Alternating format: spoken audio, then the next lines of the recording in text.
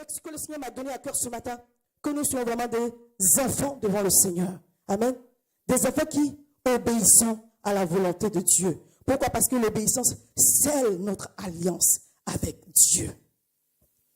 L'obéissance scelle notre alliance avec Dieu. Le 1er janvier, si on a fait notre alliance, selon ce que le Seigneur m'a mis à cœur, vous savez, ce n'est pas de venir donner une offrande pour donner une offrande, c'est vraiment de venir sceller une alliance avec Dieu. Pourquoi? Parce que Dieu marche qu'avec les personnes avec qui il a fait alliance.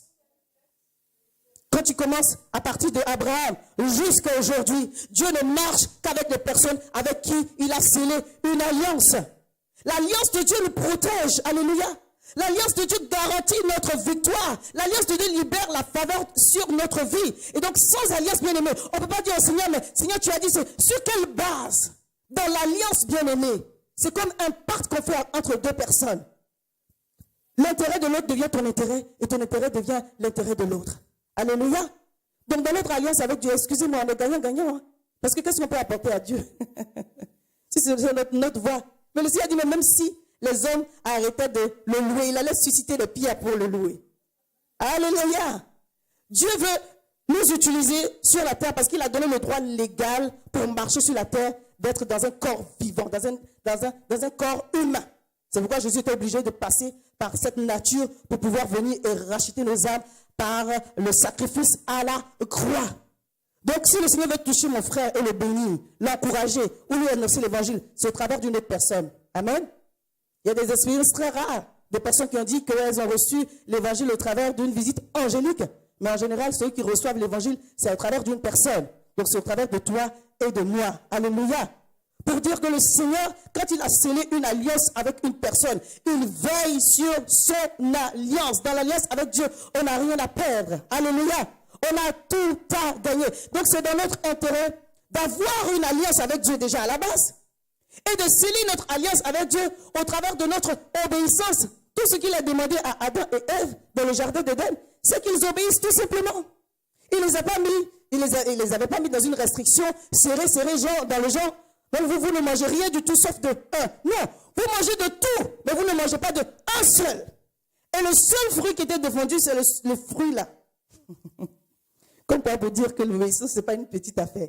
Ce que Dieu nous défend de faire, c'est ça même qu'on veut faire. La Bible dit, la chair a des désirs contraires à ceux de l'esprit. Quelqu'un avec moi?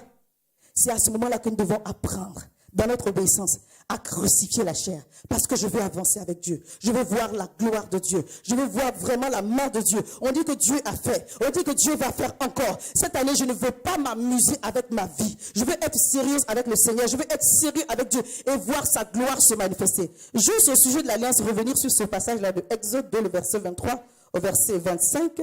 J'aimerais quand même lire juste, je pense qu'un des deux versets. Concernant l'histoire du peuple d'Israël qui était en Égypte en esclavage. Et le Seigneur nous donne cette parole-là, je pense au verset 23, parce que des fois je note à peu près. Longtemps après, le roi d'Égypte mourut, et les enfants d'Israël gémissaient encore sous la servitude et poussaient des cris. Ces cris que leur arrachait la servitude montèrent jusqu'à Dieu. Dieu regardait les enfants d'Israël, il en eut compassion. Bon, je n'ai pas pris tout le verset. Donnez-moi juste un instant, je vais revenir à mon passage. Voilà, donc, c'est bon. Ok. C'est exactement ça. 23, le verset 25, je reprends. Longtemps après, le roi d'Égypte mourut, et les enfants d'Israël gémissaient encore sous la servitude et poussaient des cris. Ces cris que leur arrachait la servitude montèrent jusqu'à Dieu. Dieu entendit leurs gémissements et se souvint de son alliance avec Abraham, Isaac et Jacob. Dieu regarda les enfants d'Israël et il en eut compassion. Alléluia. Qu'est-ce que le verset nous dit au verset 24? Le passage nous dit plutôt au verset 24. Que Dieu a entendu leurs gémissements et il s'est quoi? Souvenu de son alliance avec Abraham, Isaac et Jacob. À la base, l'alliance a été tissée avec Abraham.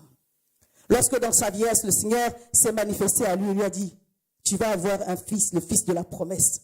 Il a regardé son corps, il a ri. Mais dans l'alliance, le Seigneur lui a dit, on va faire ce deal-là. Moi, je vais te rendre prospère, je vais te multiplier. Ta prospérité sera comme les étoiles du ciel, comme le sable de la mer. Oh mon Dieu. Toi, tu n'as même pas un seul enfant, on te dit quelque chose comme ça. Honnêtement, de vous à moi, je vais rire. Quelqu'un avec moi? Dieu, c'est humain. Vous comprenez? Il va dire, mais commence d'abord par me donner un. Après, tu m'expliqueras le sable de la mer. Alléluia.